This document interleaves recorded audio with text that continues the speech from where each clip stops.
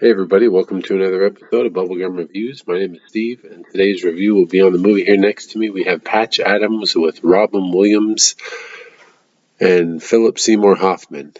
So this is a probably fourth or fifth time watch for me. I've seen this quite a bit. I actually really enjoy this film. A little quick summary into this this is obviously about Patch here, Hunter Patch Adams, who wants nothing more than to be a doctor, and he has unusual ways of curing a patient with laughter and upbringing and everything like that.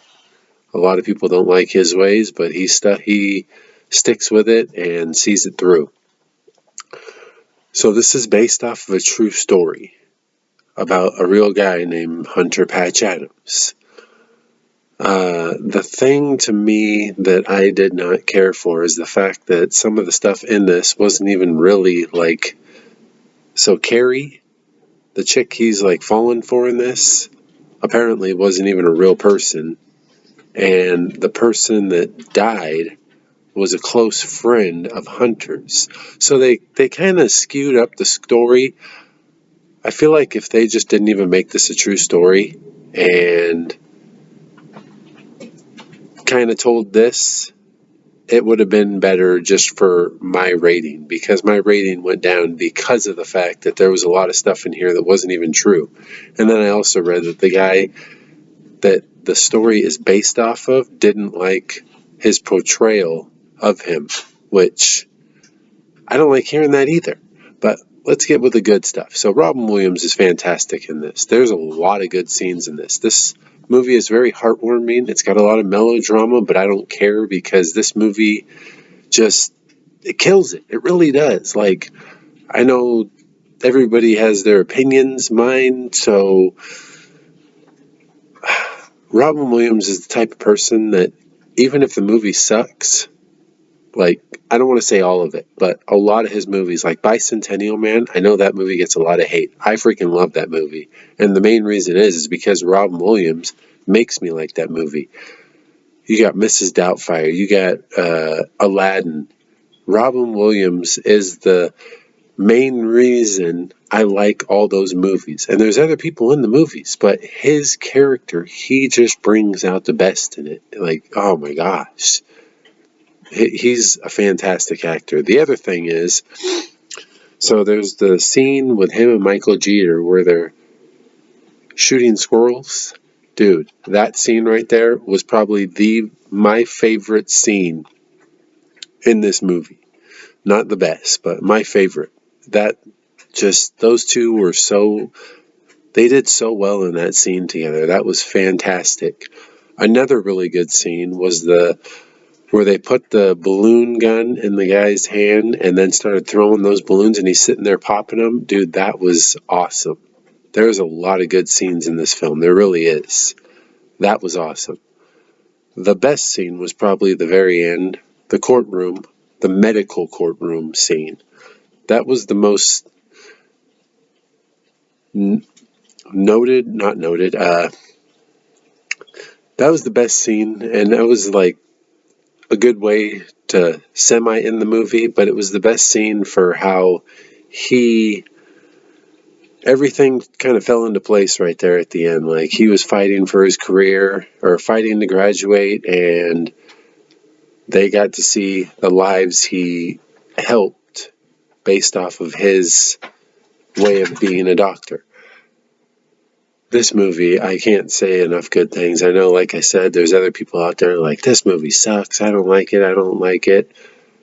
Like I said, based off the story of the Hunter guy, I feel like this movie kind of disappointed just because it sounds like he didn't like it and a lot of other people didn't based off of that.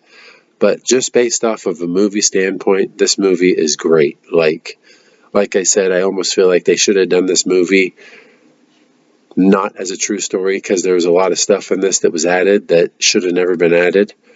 Rest in peace, Philip Seymour Hoffman and Robin Williams, because you guys are both in this, and you guys both died 6 months apart, which is also crazy.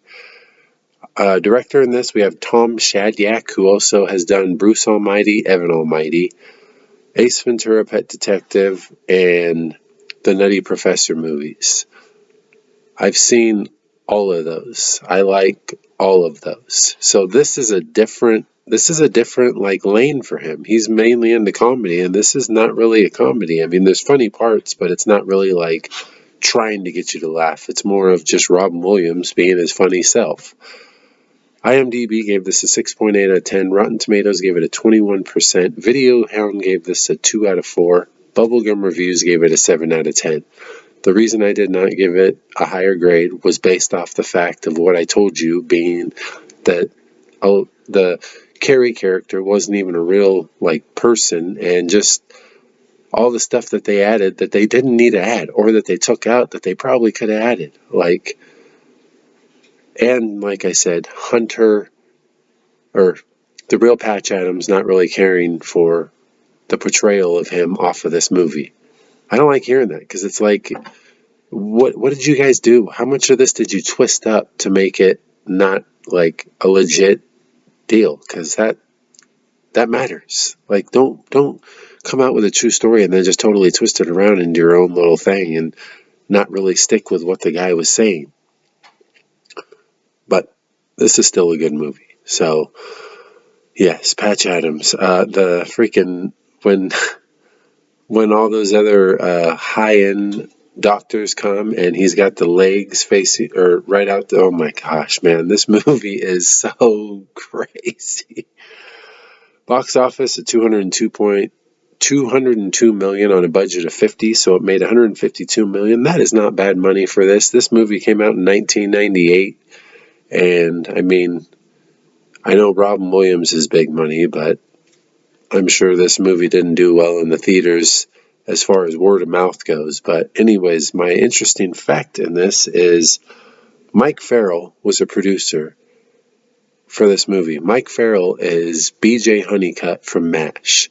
Apparently on MASH, he met the real Hunter Patch Adams on the MASH set.